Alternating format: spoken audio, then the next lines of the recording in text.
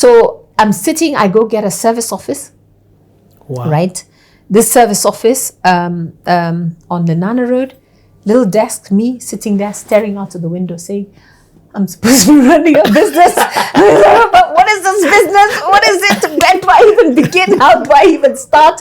What are the products? How am I going to get around? Until today, I remember that.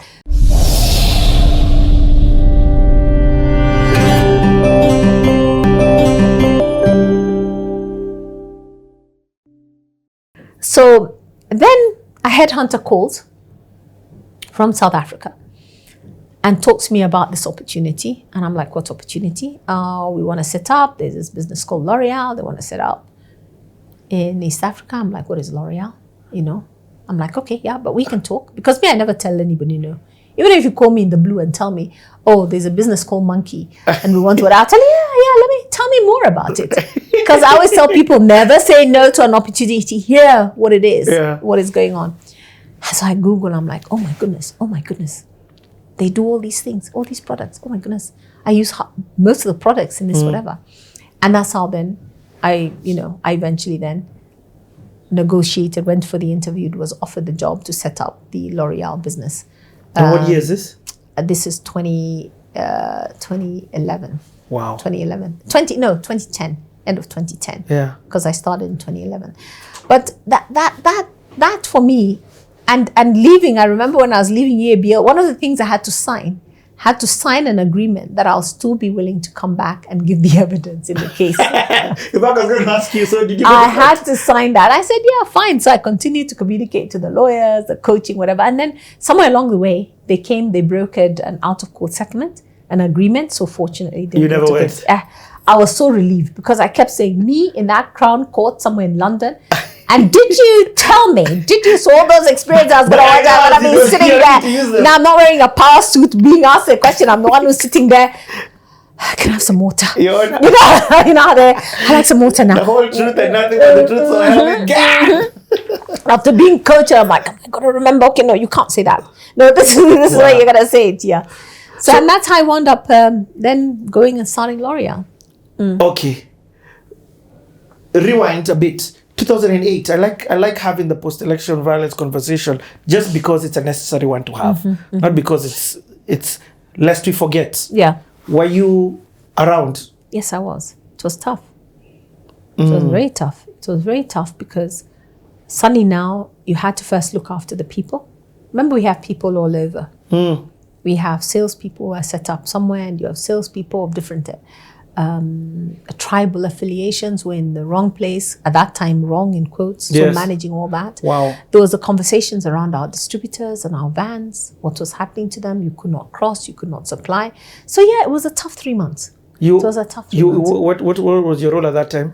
2008. Fortunate. Where was I in 2008? Were you general manager? Probably. 10. Gosh, I've lost track. I'm trying to figure out. Was I marked? No, I wasn't. Honestly, I'm trying to figure it out. But I know that I was in the executive. I think I was still in Uganda. Yeah. But you're still running things, of course. Yes, whether or not yes, you're from, yes. You're in Uganda? Yeah. Okay. And just for... There's no importation that happens, or importation will just increase prices of the goods to reach demand. You can't import. Importation is a nightmare. The cost, we imported spirits. Because the margins are much higher on spirits. Beer, your margin is very low. Yeah. I mean, it's not low. It is a high turnover thing. Spirits, you can afford to do it. Okay. Yeah. Wow. Wow. Hey, you are like a dictionary. Not a dictionary, an encyclopedia. Yeah. Because of all the different experiences that you had. Yeah. L'Oreal, explain to somebody what that is. L'Oreal, I didn't know. I had to go. I went straight Google L'Oreal. Then the business comes and I'm like, huh? And it's very interesting. It's lucky I even took the call because I see some number from South Africa and I'm like, who the hell is this? And I speak to the guy and he said, hey, is this Patricia? I said, yeah, it's Patricia. Hi, how are you? And they say, okay, my name is so-and-so. I'm sitting here and in front of me, I have somebody who's told me that I should speak to you. And again, there are many lessons I tell people in life about journeys, about what you do. Remember, I kept saying from Sister Pauline's day when that nun told me, just do things for good, lead people for good, be do things that are right. Don't deliberately do things to harm others. And the funniest thing how this headhunter came to reached out to me for this job is there was a lady who, honestly and truly, we never even worked directly at the brewery. Never worked directly. She was in supply chain management. Not even a senior. She was one of the team in the supply chain management. And here I am as a marketing director or whatever it is in that particular business. And that's how she knew me, and that's how I'd interact with her. And, I guess I'll defend her, I'll do the same conversation. You have to say something, my dear. Don't allow us to bully and to make noise about you supply chain people not doing. If you have something, because you let your bosses speak, but because you're below and she has something, she has a value to add. And just from that experience, now she's sitting with a headhunter because she had moved to South Africa, relocated to South Africa. She's with a headhunter interviewing for another job. And this headhunter says, oh, but you're from Kenya. Okay, I've got another brief here. This business is trying to set up. They want to set up and they're looking for people. Is there any name you can give? And the girl just sits there and says, there's only one name I can give you. And she gave my name. And I don't know how she found my number. She got my number, gave it to the guy, and that's how the headhunter called me. And hence, that's how my L'Oreal story started. My God. So I met the guy, spoke to them. They told me come to Paris. I went to Paris. So now you're entering the fashion world. Yeah, it's not fashion. It's products. I've gone back to my home. It's more than cosmetics. It's back to my. It down. Clearly, I don't use L'Oreal products. Oh, you do. You'd be shocked. I do. You'd be shocked. Okay, just help me. Tell me what cologne you use. Simiaki. Okay, Simiaki wasn't one of them. But if you did Yves Saint Laurent, one of those, or you use a Giorgio Armani. Okay, I've done one. Giorgio Armani, that is L'Oreal. For real? Yes, that is L'Oreal. Now, I'll talk about the acquisition as I go in, but when you look at the core products, there's the shampoos, Elvive and all those. The biggest thing was Dark and Lovely, the product Dark and Lovely, which has all the hair, the relaxers, the oil, all those. Those are all part of, that is all L'Oreal, by the way, because L'Oreal is a company name, but it grew through acquisition. So a lot of the brands under it are real brands. I mean, they maintain their brands. So when I tell you Victor and Rolf, which is a big perfume, I tell you Yves Saint Laurent, I tell you Giorgio Armani, I tell you Maybelline, all that. Those are L'Oreal brands. Okay. Yeah, those are all L'Oreal brands. Are they makeup? Makeup, Maybelline. Okay. Maybelline, and also L'Oreal has got a big makeup brand, as you can imagine. Yeah. Okay. Yeah. So there's a perfume, there's a luxury portfolio. CeraVe. You know the big brand CeraVe? CeraVe, that's L'Oreal. So La Roche-Posay, that is L'Oreal. La Roche-Posay. Yeah, La Roche-Posay that is L'Oreal. Yeah. So what does setting up this look like? Like they don't have a presence in East Africa? Nothing. They want to get in? Nothing. Dark and Lovely used to come through traders. Importation traders. It's there, Best Lady, in River Road and all the beauty shops. That's how it used to come into the market, but there wasn't a structured business. And I think for me, when I reflect on that, I look back and I'm like, I must have been mad. I figure there's a madness that comes into that, because you get this job, you've negotiated, they've given you everything you want, and you're like, yeah, and then suddenly it hits you, okay, now how am I supposed to do this job? How am I supposed to do this? So I'm sitting, I go get a service office, right? This service office on the Nana Road, little desk, me sitting there staring out of the window saying, I'm supposed to be running a business. But what is this business? What is it? When do I even begin? How do I even start? What are the products? How am I going to get round? Until today, I remember that. First of all, because you haven't even set up the registrations and everything else, you need to courier documents because you're with the lawyers couriering the documents for the registrations. You don't have an account because you haven't set up, you haven't done stuff Yeah, DHL.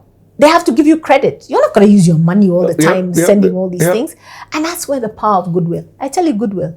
Build goodwill. Because these guys, I'll sit down, I'll call the guy, say, of course, since we're okay, fine. We'll let you do this and you'll pay us when you can. All those companies are giving me goodwill on my name, and I had nothing, it was incredible. So I sat there. Because the company can only send money to itself in the different region. Then the company, of course we create the account, we open the account, we're able to set up, then you're able to now build up all the infrastructure systems. And I went to Paris and spent time in Paris now, trying to figure out what's going to be the portfolio. What are we going to do? What's going to be the mix? What is going to be the products we're going to do? How are we going to run it? And the most important thing they told me, the first thing you have to do is get a CFO, because the CFO is going to help you sort out, as they call it, the assortment. The assortment is the products. There's the value chain. How are we going to work through the value chain? And there was a guy who they had as a contract guy who had done a lot of the research and whatever. So he'd come in and help figure out how we're going to do it. Who are going to be the distributors we're going to use to bring the product? How are we going to charge them? What's going to be the distribution of them? And did you see any of those products go in mass? Dark Love? Dark Love was already there. But the issue is it had so much parallel because it was coming through traders and whatever else, through Dubai and all these guys bringing it in his sleeve. The question was going to be how we're going to crack that. Because people are already using the products, but they have their way of finding it. Why should they buy it from you? Right? Well, aren't you cheaper now because you're getting it direct? That is the idea. You're going to try and be cheaper, but actually after a while, they wind up being cheaper because they don't pay the taxes. We're importing. You're paying all the taxes, right? So even if they're buying at a retail price, their margins are low. They bring a container. They need to fill a container. They'll sell at the price they need it to, right? In order to keep the market. But going there, spending time then in Paris, figuring out how to set up, coming back, setting it up, and everything what's it else. like working with now? Okay, your whole story now. This is your second time going to work with the Europeans. Yes. This time not the British, but the je ne sais quoi.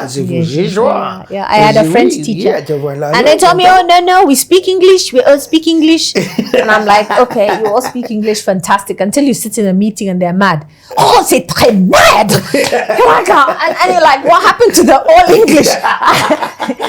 That's when you realize, oh my goodness, I got a French teacher. I said, at least let me revisit all my French. So when I'm sitting there, I'm like, you're not sitting there like listening to all this going on, and you're like, what are they talking about? What's going on? In fact, I wanted to ask you this just about the language barriers when we talked about Pan-Africanism. Yeah. So I'm taking CT across Africa, and I started easy. I went to Zambia. I wanted to start outside East Africa, so I went to Zambia because I'm like, they speak English. Yeah. But then now, when in your story I heard you talk about Côte d'Ivoire. Yeah. So what's that like? Abidjan, Côte d'Ivoire was, I think, what you do is they're very much West African. So the food habits and whatever that I used to do were very similar to Ghana. The only thing was the language, and they're a lot more refined. They're a lot more, they still eat fufu. They still love their snails. Yeah. They still, the food is in many ways similar, but they're very refined, very French, very whatever. That's the only difference. So what, you go to translator? No, they speak English. Okay. Yeah, they sped speak some English with I love it, with the accent. It's beautiful. It is beautiful. I tell you, I love it. You spend the whole time watching their mouth move. Because you're like, oh gosh, this is so sexy. I loved it. I tell you. Okay. So now when you're in Paris, you've decided you've got this CFO. Now you guys are So we're setting up. So we do that. Actually, now when I think about it, I can't believe how it happened. I have to keep taking myself back and asking, but since it is there, it must have happened. And I do know I was the only employee. I was number one. I was the only one. So there must have been something. But if you ask me again how it happened, I wouldn't have the boldness to do it. I don't know. Maybe I would have, but I think it was, how would I pay? There's a stage in your life you're like, I can do this. Let me try it. I'm going to get it to happen. I remember my husband thought I was mad. You're leaving a company which exists. To start bigger, and then to sit somewhere where you don't know. I'm like, yeah, it's very exciting. Okay, French? Oui. Oh, but it paid off. I mean, I think it was one of the best experiences. But then within 6 months, we started doing the product. Within the year, so did you they had started speaking. They had, a year before they started, one of the things they had recognized is they needed to do an acquisition. I told you this business has grown through acquisitions.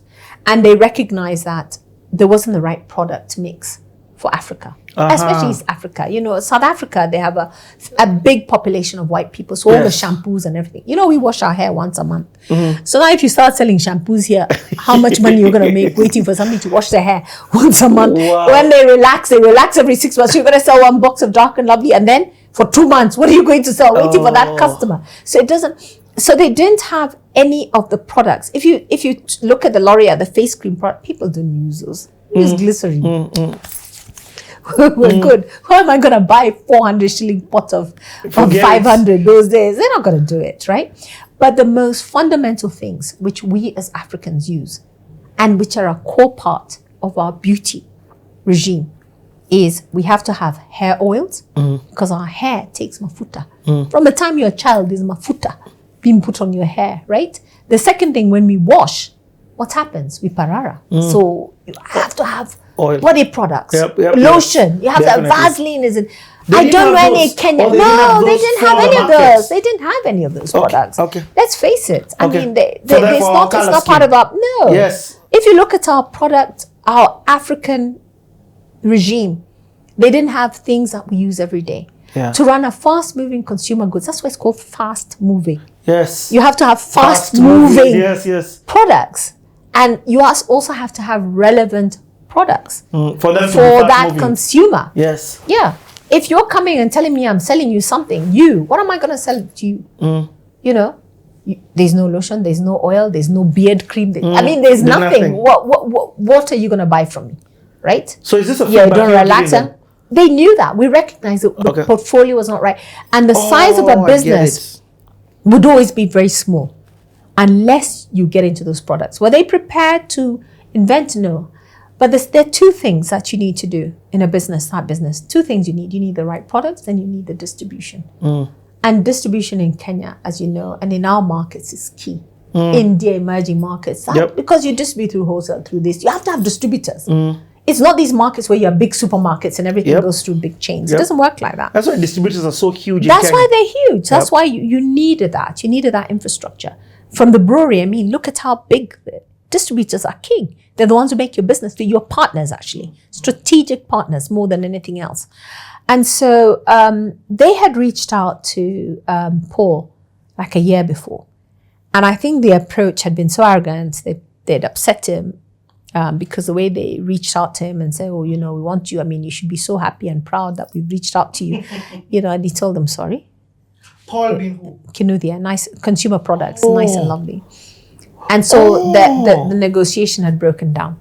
So when I came in, 6 months in, I said I needed to see Paul again and reopen the negotiation with him in terms of, can we acquire his business?